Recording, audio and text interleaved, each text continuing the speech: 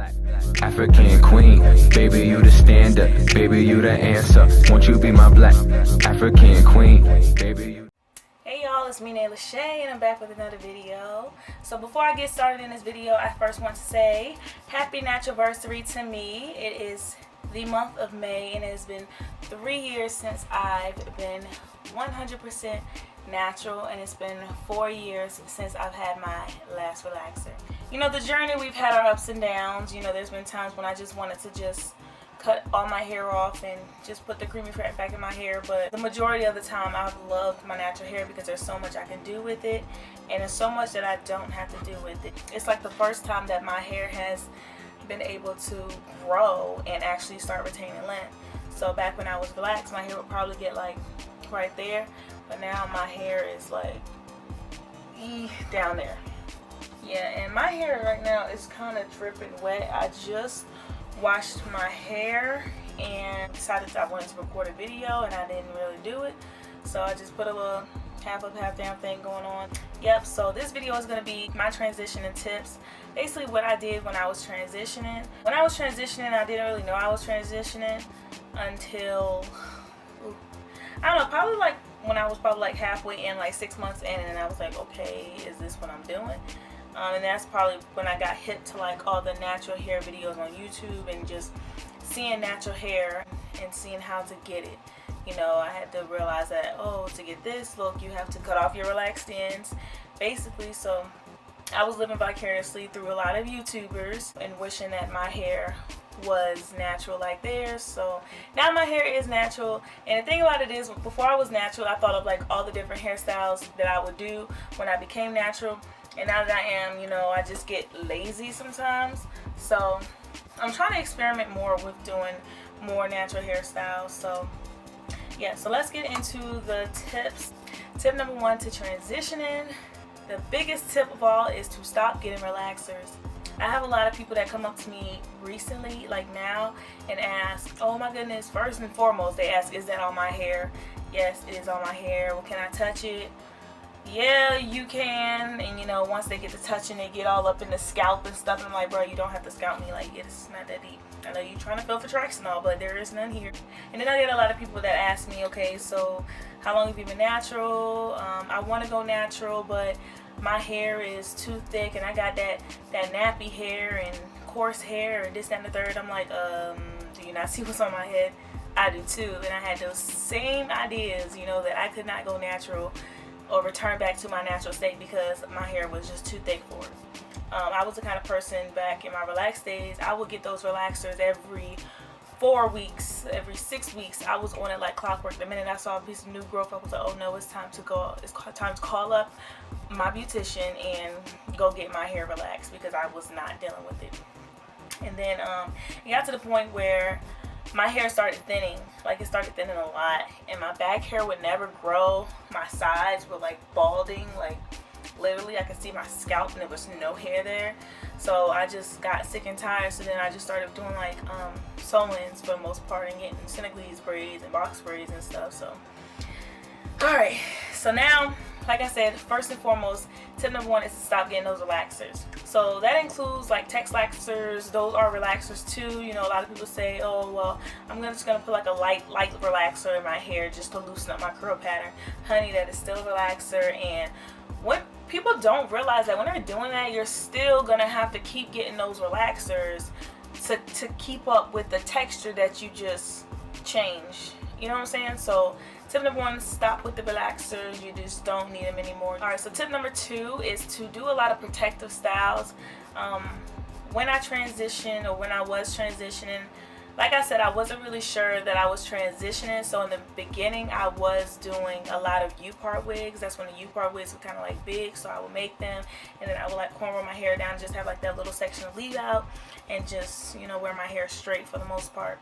And I did that up on probably around like the 6-month mark, and that's when my new growth really started to grow in. So it was kind of hard to manipulate my hair, you know, when it comes to the summer months, you know, that poof that starts to happen.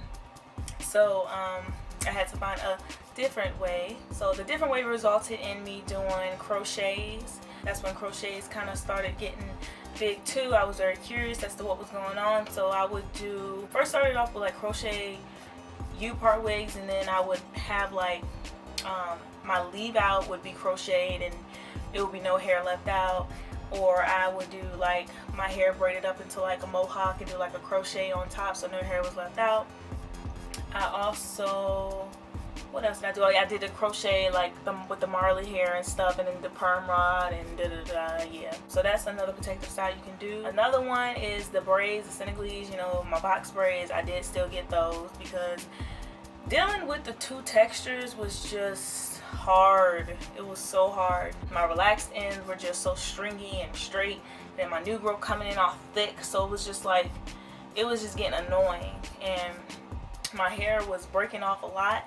So yeah, I just put it up in Senegalese or braids or something, just so I wouldn't have to deal with it. Alright, so tip number 3 is to use very minimum heat. I know I said in the beginning I was using a lot of heat on my hair because I still didn't understand what the whole natural thing was. I didn't understand that you couldn't use that much heat on your hair and, you know, still have your same pattern and blah blah blah. So my heat happened before I knew I was transitioning, basically. So once I hit that 6-month mark, the heat kind of just died down, and the only time I really used heat on my hair was when I was just blow drying it out to put it up in some type of protective style. But whenever you use that heat, please use a heat protectant. Alright, tip number 4, basically fake it till you make it.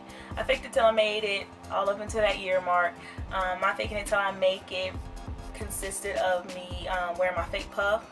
It was like this little $10 puff that I got from, I don't know, I think I probably ordered it from a hair shop or something like that.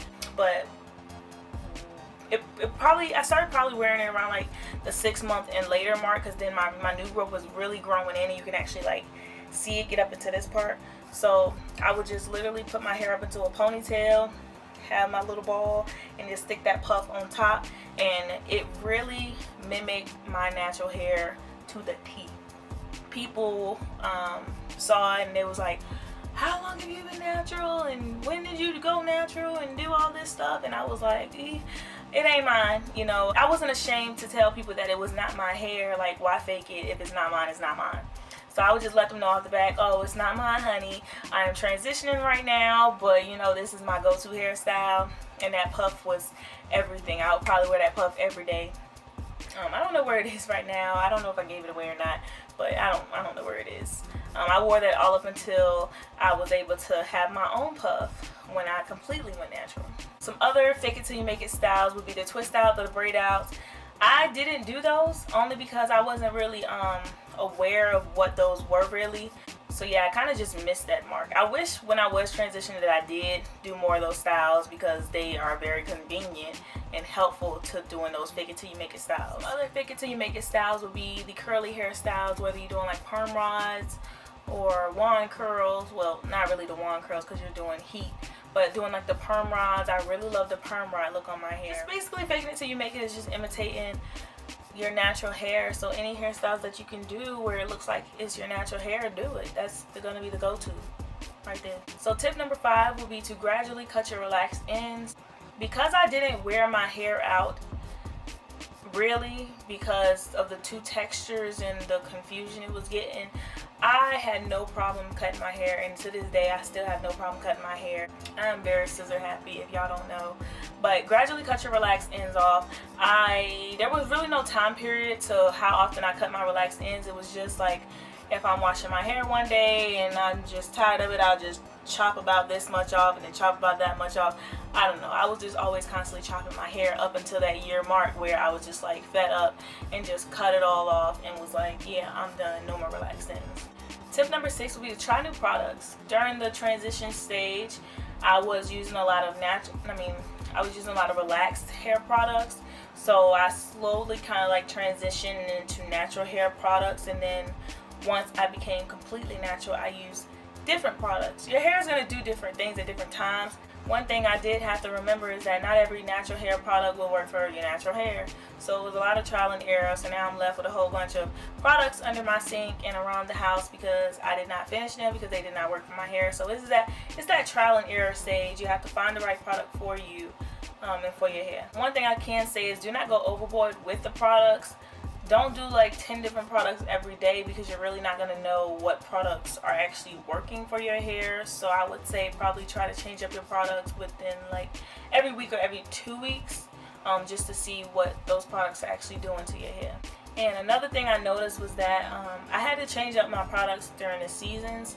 So in the summer or like spring or like the warmer seasons, I had to use different products than I did in the winter and like the fall and the colder months. So that's one thing you have to keep in mind. Tip number 7 would be to protect your ends. If you do plan on wearing your hair out while you're transitioning, protect your ends as much as you can so you don't really get that breakage, because my hair broke off like it was no tomorrow. And I didn't really care, because I was like, oh, I'm getting rid of this relaxed hair anyway, so let it do what it do. But I did notice my hair thinning a lot. But I have seen people transition and not have a problem with, you know, dealing with the two textures. So if you do plan on wearing your hair out, make sure you are protecting your ends at all costs. That is your relaxed ends, basically your relaxed ends. And when you're protecting your ends, your hair is like less likely to break, because you don't really have them exposed that much, and your hair won't be as uneven like mine was. Tip number 8, the last and final tip, is figure out your go-to hairstyle. When I was transitioning, I told y'all my go-to hairstyle was that fake puff. My other go-to hairstyle was just like splitting my hair down the middle or something like that, and just doing like little roly twist style and put on like a cute headband, and I rocked that for like the longest time. You cannot tell me nothing. And what was another go-to hairstyle I had? Just the crochets. But yeah, I literally just rotated mostly between the twisty hairstyle and the faux puff and the fake puff, and I did that for as long as I can remember, up until my big chop day. So that is all the tips I have for you. I hope you enjoyed this video. If you are on your transition journey, keep going. Please keep going. I'm telling you, going natural was like the best thing that's ever happened to me. It is not at all easy, especially when you're transitioning. So during this stage, it's going to be kind of hard, because you're not really sure. You're going to have to learn how to do your hair again. I know if you're like me, I got my relaxed hair at a really young age. I was probably like 4 or 5 years old. So I never knew like what being natural was and how to do that. I had to learn how to, you know, wrap my hair and flat iron and do this little silk wraps and all that stuff. So now I had to learn how to do natural hairstyles. So it is going to be hard for some people, easy for others, but I encourage you to keep going. It is not the end of the world. It's not nothing you can't do. So thank y'all so much for watching this video. I really hope it was helpful for you. If y'all have some other tips that I did not mention, leave them in the comments below. I'd love to hear what y'all have to say, and it's to help other people that are watching this video as well. So thanks for watching. Please give this video a thumbs up. If you are not a subscriber, go ahead and hit that subscribe button down below, or wait to the end of the video and click my face up there where it says subscribe. Thanks y'all again for watching. I will see you all on my next video. Bye. Let's talk about your crown. It's pointing at the sun while you wanna lay it down. Oh, you turn heads every time you walk around. Find two knots I love when you take